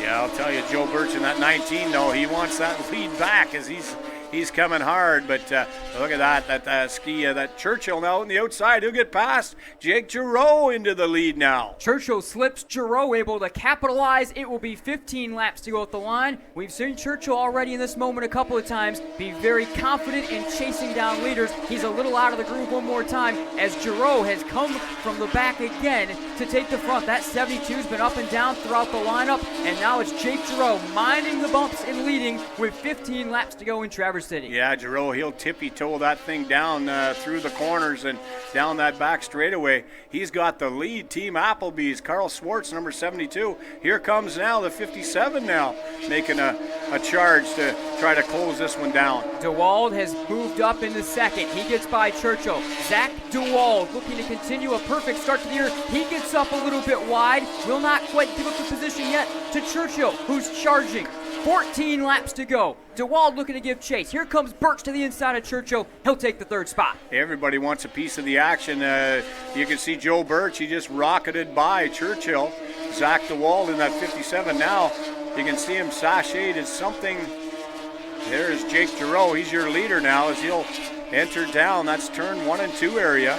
There's going to be some lap traffic. The Ironman racing machine getting in the way as Giroux is able to slip by on the back stretch. 12 laps to go at the line. DeWald's got to run. He was able to deal with the lap traffic a little bit better. Let's see what Zach DeWald can do. The Polaris is charging. This is absolutely wild here at the fairgrounds here in Williamsburg as they continue. Jake Giroux holding off a hard charging number 57 of Zach DeWald. Back in third spot is that Countryside Motorsports number 28, but Giroux, pretty good lead at this point, but still about 10 to go here. DeWald and Hicks, the winners in Eagle River. They sat on the pole for this race. An early problem for DeWald sent him all the way to the back of the field. He came charging back, led, lost the lead in that last sequence, and now DeWald wants it here from Giroux. 11 laps to go. Can Jake Giroux hold on? Because here comes the charging Zach DeWald. It will be 10 laps to go at the line. Giroux sliding, DeWald following. Giroux cuts it down. Diamonds takes the run. 10 laps to go. This is the battle for the lead. It's Team Applebee's and Mickey's Factory Sleds. Once again, DeWald looking to set it up to the inside. Zach DeWald the run. Giroux looking to hang on. DeWald with the speed. DeWald to the inside. Zach DeWald to the lead. DeWald through the bumps, able to control, slipping, sliding, controlling. 9 laps to go for Zach DeWald. Now he'll look to set sail. 0.6 of a second his advantage, but lap traffic immediately is going to be there. He'll have to deal with the Harris Racing Polaris first. Able to do so. The 04, DeWald through the rut, able to slide it and control it. DeWald and Hicks on this sled have had some big-time marches already this season, and DeWald's walking away. It seemed like the best chance for Giroux was to stay in front and to be able to get into some of those preferred racing lines that DeWald wanted to be in. The lead now has stretched to nearly 2.5 seconds for Zach DeWald. He got the lead, and he has absolutely set sail. He has the 24 for R&K Motorsports in his sight, slides by, working very efficiently through lap traffic right now is Zach DeWald, as he is probably the most hooked up, and now has stretched the lead after that last lap. 7 to go to 4.3 seconds and growing. 7 to go, and Zach DeWald pulling away. It's going to be over 5 seconds by the time this lap is all said and done. Meanwhile, the World Class Racing number 41 has found their way into the top 3 as well. They've gotten by both the Bauer Racing and the Countryside Motorsports squads. 6 laps to go. Zach DeWald looking to win from the pole and looking to stay perfect in 2024 with teammate James Hicks.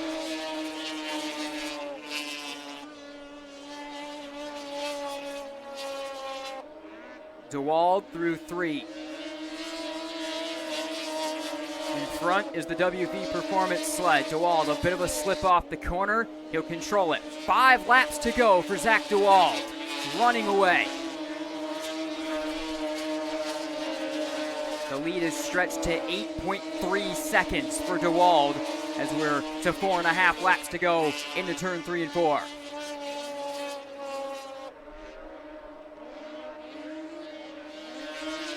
DeWald would not, and absolutely has not, it would appear, be denied this afternoon. He was dominant in the very first stretch of the race, had a little bit of a miscue. The sled slid out from under Zach. He went off in the entrance of turn 3. James Hicks got on, drove the sled back to the front. DeWald has then taken control, and DeWald has taken control of the race. It'll be 3 laps to go at the stripe. Out of turn 4, motoring to the inside of the 62 of the RCI Richter Racing Polaris, and across the advanced installation start-finish line. 3 laps to go for Zach DeWald. Team Applebee's remains second. World Class Racing now, with that last lap, actually has slid up. The Applebee's team back to 4th. World Class Racing second. Countryside Motorsports is up in the 3rd and final podium spot. 2 laps to go at the stripe. A 11-second plus lead for Zach DeWald.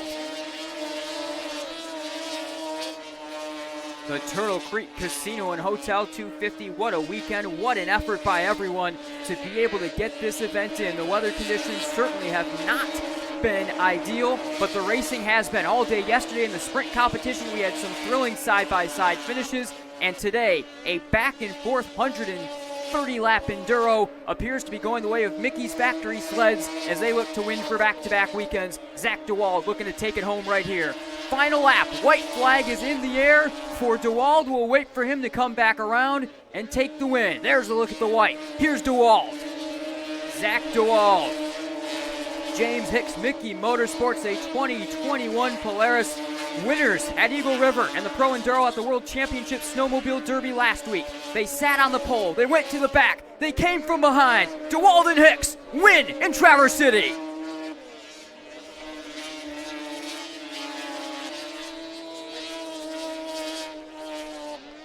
The Mickey Motorsports crew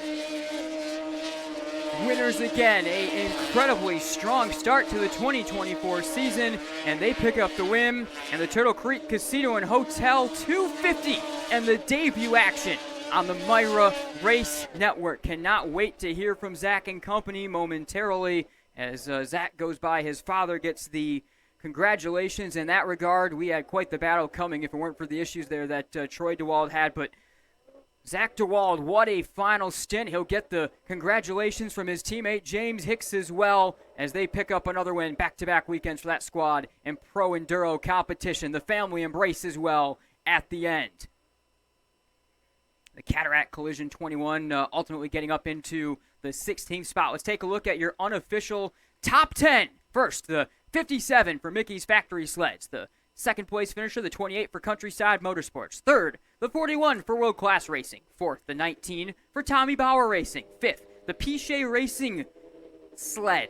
In sixth, the 72 for Team Appleby. Seventh, the number 7 for KMW Racing. Eighth, Town Brothers Racing's number 2. Ninth place, the Brownlee Boys team and their 77 in ninth. And wrapping up the top 10 is the WBV Performance 44. Both riders on the sled. Give them a hand if you're on property. Zach DeWald, James Hicks, winners in Traverse City.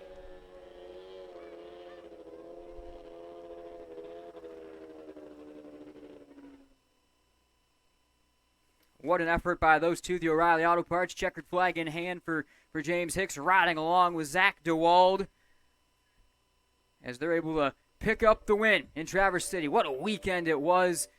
A pole to a win. They're able to pick up the double this weekend with a confident performance from the back to the front in the race. It certainly was a race of perseverance through the conditions. For Zach DeWald, the early problems going to the back of the field after an incident in the third turn in the very first stint of the race, and they're able to stay with it. And Zach DeWald helps drive the 57 back to victory lane. Again, we momentarily are going to be able to hear from them as we do have Spanky down trackside ready to get that interview underway. But it's the 57 team from Mickey Motorsports.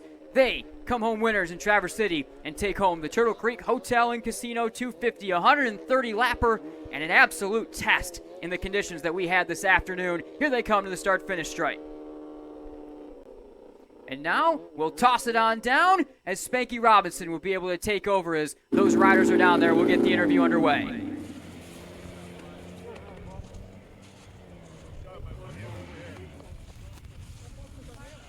That was incredible, boys. Unbelievable. Thank you, thank you.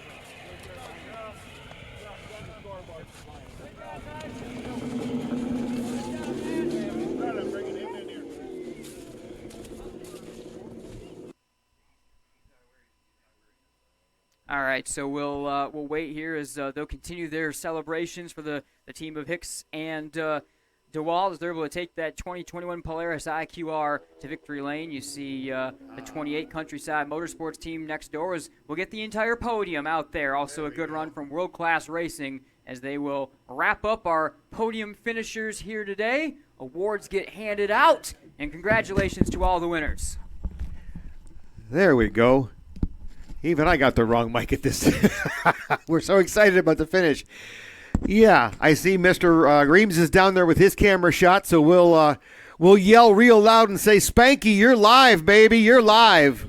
Well, I'll tell you, a lot of stuff happening down here. Look at the excitement down here. Everybody, what a great race. What do you think, race fans? That was a hell of a race here in Traverse City.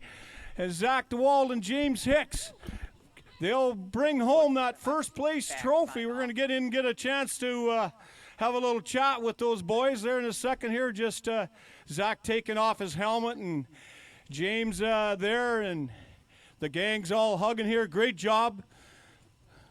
Boy, this was one heck of a race in tough racing conditions out here. That number 28, that Countryside Motorsport Polaris finishing second in today's race. And that number 41, the Allman Racing number 41, a strong run. They'll finish third here. I'm going to get over and get a talk with Zach DeWald and James Hipp. Zach, I'll tell you what, they're right up there. There's the cameras, man. Tell us all about this. This is absolutely crazy. You had a dismount. You had some confusion on that first pit stop, and you caught back up. You got out in the league. James got some incredible driving out there. Talk about this. This is an incredible day. Oh, we're just happy to be here. Happy we could race here today, and the track held up pretty good for the weather circumstances. So, we had a pretty good start. We started on the pole. I was leading for a while and made a mistake and got thrown off and put James in a bad spot, but he made it back to the front and did a hell of a job. You talk about that. James Hicks got on board there, and I don't know. He got that thing back up there so quick back to the front. James, how in the heck did you get back to the front that quickly? That was an incredible ride for you. And then Zach took it home, and you guys get the trophy here. Talk about it. Yeah, so during the plow, I was scoping out some lines. I knew I was going to be starting behind a bunch of other sleds, and I just drove the wheels off of it and made it back up there, thankfully. I'll say you drove the wheels. Did you ever think that with the conditions that a great job to build this track in Traverse City, and then Mother Nature just didn't cooperate? Did you ever think it would happen here today? And have you ever raced in anything like this? Yeah, I have raced in conditions like this before. It's not fun for anyone to see, so I'm thankful that they were able to make this track when it got cold, and we were able to do this today here. Zach, I got to talk about it. It's such a special a time. You get to race with your dad out there, and you had a heated battle early here. The 21, the 57 went back and forth out here. Just talk a little bit about that, being able to be out here racing a family event, and boy, you guys really get it on. Yeah, it's pretty awesome. Not very many people get to race their old man, and well, I think we both crashed on the same bump, so luckily we avoided each other. But it's a lot of fun, and it's a blast being out here. I actually mentioned, you talk about sticking the landing. That was, you guys landed in that mud hole over, and it allowed that you didn't slide across the ice. That's what I seen anyway, but I think that was probably a good thing that you didn't get out into the traffic the best you could. But obviously it takes a lot to win a race like this. Talk about this team and some sponsors that you want to mention. Oh, we got to thank everybody that's on the sled. Mickey's Sleds, the Salvage Yards, Woody's Traction, Felsky Farms, XLT Engineering, FXR, Ballistic Farms. The list goes on. Everybody at Polaris, everybody that supports us back home. You know, my dad for getting me into this, and Grandma back home. There's a lot of people to thank. And I got to mention to you, James, just mention a few of the crew members that are so involved, and everybody takes a lot of time, obviously, to make it happen, as well as yourself, your riders. Yeah, the guys in the shop work their butts off and make this sled easy for us to drive. Mickey, Todd, Jason, Matt, Terry, list goes on. I can't even thank them enough, so appreciate all the work they do. Well, how about it, race fans? Your champion here, the Turtle Creek 250, Zach DeWald and James Hicks. And here's Troy DeWald. Hi, Troy. What do you think of that? How you doing? I want to see that boot of yours. I think there's a ski mark on there. Man, oh, man. That's incredible. I want to get over and talk with the second place machine here. Maybe I can get the gang to come over here. The camera's over here. If I can get... You guys, that was a heck of a run. I'll tell you, I've never seen anything myself like that. Talk about it out there today, and you guys had the lead and up into the banks and back and forth. It was wild. Yeah, it's pretty wild out there. We had a little shock work to do, a little bit of a handful in the bumps, but I got to thank Joel Feebick. My dad is building this sled. This thing's just been awesome. We're trying to give them a run for their money up there, but we just couldn't get there.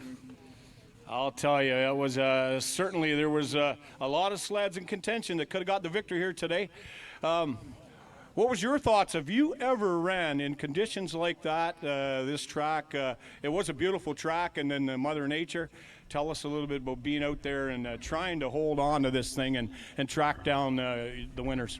It was a handful. I was on and off the sled going down the straightaway. The Town brothers did an awesome job in building this track, and there ain't nothing they could do about it. Mother Nature had her way, but I've had a few races like this, and they're always wet, and they're not the funnest, but you just got to do what you got to do.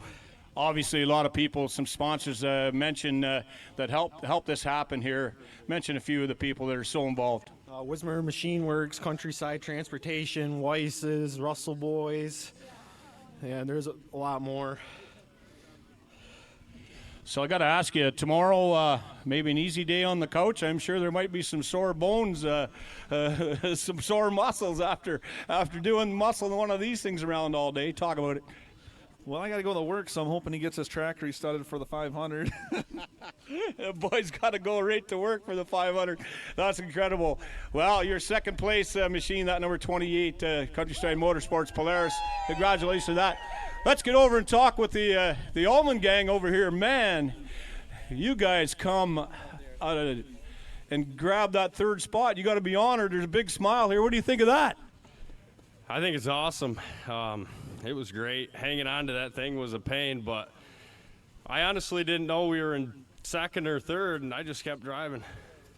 I got to tell you, honestly, I was walking down here, and you pulled up with a 41, and I said, who's that? What are they doing? I didn't even know you guys were in third. That's an incredible ride. I'll tell you, it was a dogfight at the end, but you guys obviously survived. So let me get over and talk about the race here. It was wet, real wet. I rode first, and then Ezra, and then Scotty finished us off real strong. I can't thank Charlie and Dave, Big Ed, and his buddies that help, his brothers. They're just a great group of guys to race for. Well, I'll tell you, it's a spectacular show on the MIRA Race Network here today. If you're on board, I'm sure a lot of people are going to want to see that. That was just an incredible race here today. Talk about a few of the sponsors on the machine, maybe a few people want to mention. I just want to thank Dave, Ed, Danny, my dad, my brother. I know we all put a lot of work into this thing. I want to thank Prestige Steel, M&M Collision, just all the boys that help us out.